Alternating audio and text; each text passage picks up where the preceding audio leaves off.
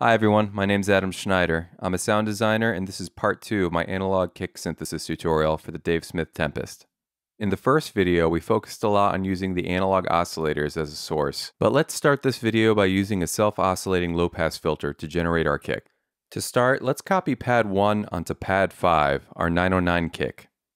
Next, go to your oscillator section and make sure that all the oscillators are turned off. Next, go to the filter section. Make sure the low-pass filter is in 4-pole mode and increase the resonance to 127. The filter is now self-oscillating. Turn the low-pass frequency down to 36. The pitch is getting lower, but we still have a long, zappy kind of attack. To fix this, go to your low-pass envelope. Start by turning down the decay. Right around 37 sounds pretty good right now. Now let's try changing the amount.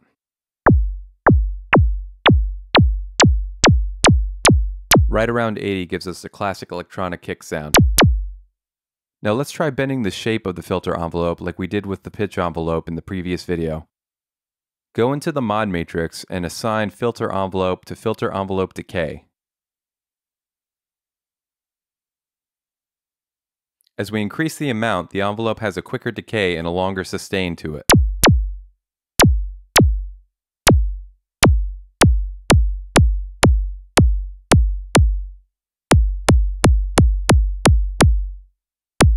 An amount of 25 is nice and punchy. We now have our 5th kick sound. Let's expand on our self-oscillating filter kick by using multiple envelopes to shape the sound. Start by copying pad 5 onto pad 6. Now let's go to our amp envelope section. Let's increase the decay to 85 for a longer sustained kick sound. Next, let's go to our low pass envelope. Let's start by giving it a longer decay of about 50. Next, we'll start to turn down the amount. An amount of 30 will give us a nice subtle thump. Next, let's go to our aux1 envelope.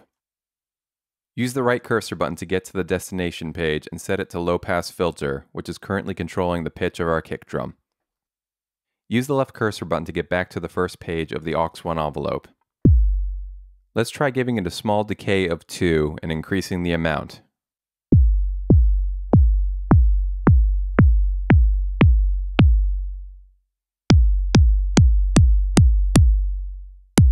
At 51, we get a nice transient click. By using multiple envelopes to modulate our low-pass filter frequency, we can create much more dynamic and complex kick sounds.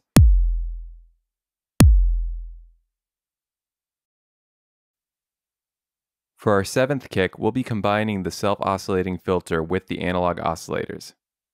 Let's start by copying pad 6 onto pad 7. Next, let's go to the oscillator section. Let's try turning oscillator 1 to a pulse wave at 50% and seeing what it does with the self-resonating filter. Let's turn the oscillator off again and listen to it. You can't really hear it, so let's turn the frequency down to F0.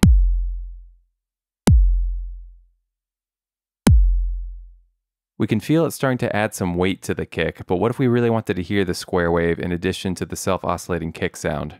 We can do this by controlling the resonance of the filter. Start by going to the filter section and turning the resonance down to 0. Now we're hearing just the square wave. Let's bring the filter frequency up to 53. Next, let's go to the low pass envelope. Let's start by giving it a shorter decay of about 37. And let's increase the amount up to 70 so the square wave kick sounds a little bit brighter at the start. Next, let's go to the aux1 envelope and go to the destination page. Change the destination from low pass filter to resonance. This aux1 envelope is now being used to control how long our filter self-oscillates for. Let's increase the decay to 11 and turn the amount up to 127 so the filter is self-oscillating again.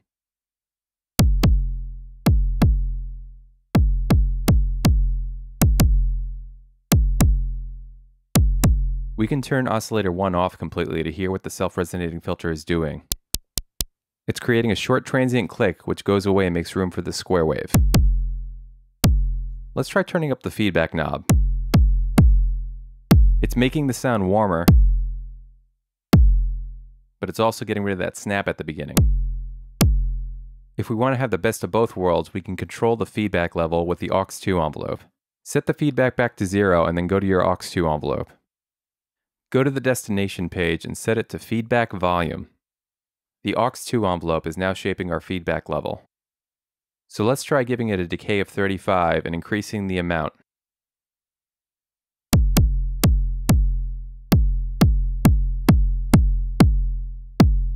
It sounds okay, but we still have the problem where it's affecting our transient.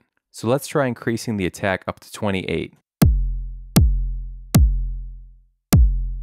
We now have a sharper, well-defined transient.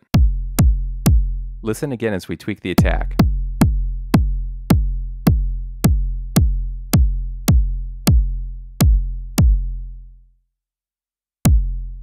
We now have kick number 7.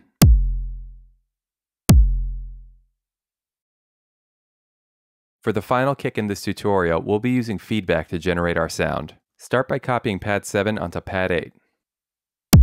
Let's go to the oscillator section and make sure that all our analog and digital oscillators are turned off. We're left with the self-oscillating filter controlled by aux1. Next, let's go to the aux2 envelope.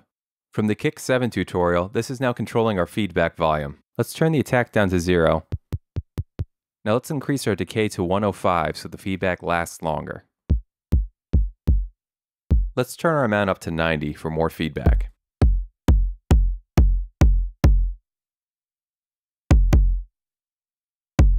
By turning the peak up to 38, we can get some more body to the sound.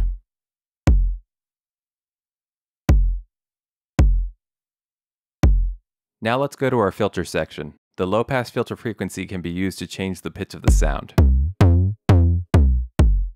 Let's set it to 50. Now let's go to the aux1 envelope. This is still controlling the self-oscillating click at the start of the sound.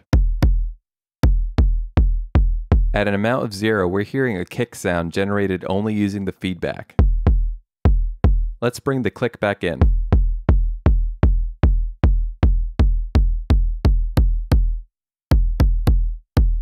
Set the amount back to 127. We now have our 8th kick drum sound.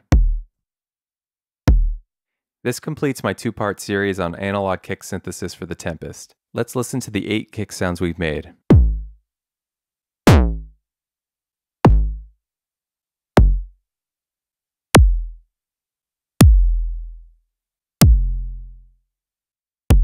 There are many more tricks and techniques for making analog kicks, and hopefully I've given you some ideas to get you started. If you have ideas that you'd like to share, please leave them in the comment section below. Thanks for watching.